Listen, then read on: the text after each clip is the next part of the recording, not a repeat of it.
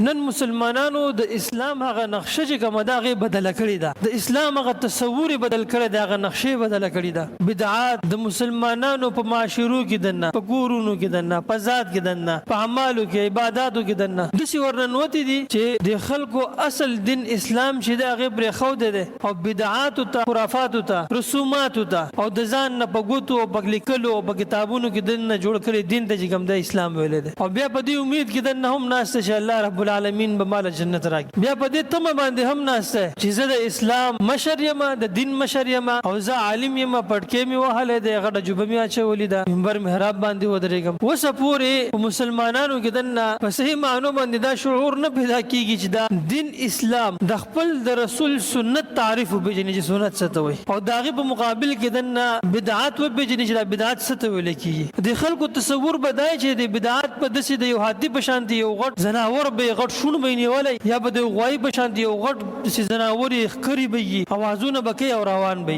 عام تصور دا د کوم منګ یینو د خلکو په معاشري کې نه دون آسان دین زموږ ساسو الله رب العالمین زموږ ساسو لپاره دون آسان کړی دی او چې کله هغه احساس پزله کې دنه ختم شي احساس وسړي ته به د عمل بدعت ته اول د بدعت معنی او پیژنه بدعت تعریف او پیژنه بدعت یو قاعده ده هغه او پیژنه داغه نه بعد بدعت سنت دی خو ترازو ده په دې ترازو کې دنه دی خو سنت ته دی خو بدعت ته دا یو بل سره کې د خپل پته لګي.